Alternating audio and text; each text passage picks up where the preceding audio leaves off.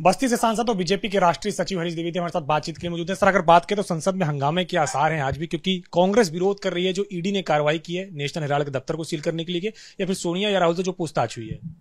देखिए, इस देश में ईडी हो या सीबीआई हो, जो भी एजेंसियां हैं जांच की, वो लगातार कार्रवाई करती रहती हैं।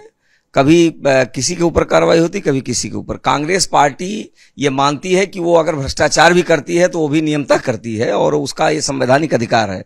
मुझे लगता है कि कांग्रेस पार्टी जिस प्रकार का रोल अदा कर रही है लोकसभा या राज्यसभा में, यह निंदनीय है और ये देश के लोगों का ध्यान भटकाने के लिए इस प्रकार का नौटंकी कांग्रेस पार्टी कर रही है। निश्चित रूप से ईडी के द्वारा जो कार्रवाई की गई है वो नियमतः की गई है और उसमें कुछ न कुछ प्रमाण मिला होगा, उसके आधार पर नेशनल हेराल्ड का जो ऑफिस है उसको सील किया गया है। तो एजेंसियों को अपना निष्पक्ष तरीके से काम करने देना चाहिए और उसमें कांग्रेस पार्टी के नेताओं को सहयोग करना चाहिए। कहीं न कहीं उस भ्रष्टाचार को छुपाने के लिए इस प्रकार का नौटंकी कांग्रेस पार्टी कर रही है। सर, अगर बात करें तो कांग्रेस ये कह रही है कि हम महंगाई के खिलाफ विरोध प्रदर्शन करने जा रहे हैं, यही कारण है कि बीजेपी बौखलाई हुई है और ईडी का इस्तेमाल कर रही है। देखिए, कांग्रेस पार्टी आज नहीं, लगातार कुछ न कुछ इस सरकार के खिलाफ षड्यंत्र रचती रहती है और कुछ न कुछ करती रहती है।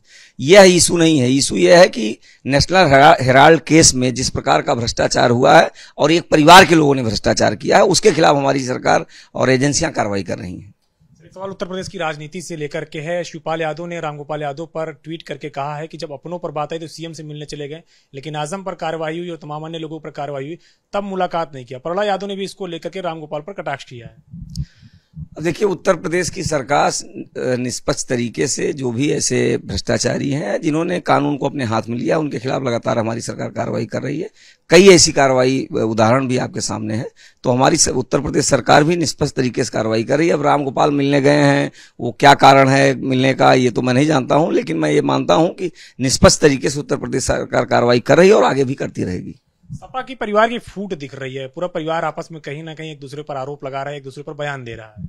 देखिए, सपा अब अंतिम सांसें ले रही है और मुझे लगता है कि समाजवादी पार्टी में परिवार में तो फूट ही है। जनता भी ये महसूस कर गई है कि कहीं न कहीं समाजवादी पार्टी सत्ता चलाने योग्य नहीं है और इस नाते आज आपने देखा लगातार दूसरी बार समाजवादी पार्टी बुरी तरह से चुनाव हारी है। लोकसभा में भी कई चुनाव हार चुकी है और आने वाले चुनाव में भी उत्तर प्रदेश में जो हमारा टारगेट है 80 की 80 लोकसभा भारतीय जनता पार्टी चुनाव जीतेगी। एक आखिरी सवाल है, योगी सरकार के 100 दिन अभी पूरे हुए दूसरे कार्यकाल के। अभी एक आंकड़े निकल के आए कि इन 100 दिनों में 850 करोड़ रुपए की अवैध संपत्ति छुड़ाई गई है और 250 माफियाओं के खिलाफ कार्यवाही की गई है। किस तरीके से इसको देखते हैं?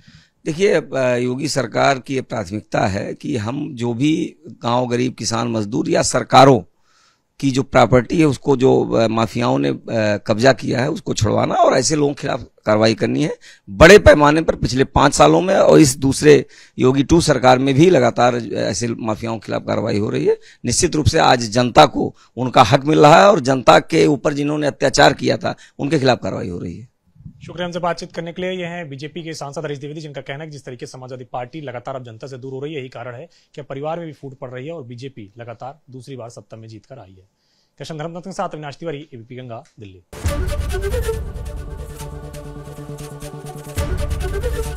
एबीपी गंगा, खबर आपकी, जुबान आपकी।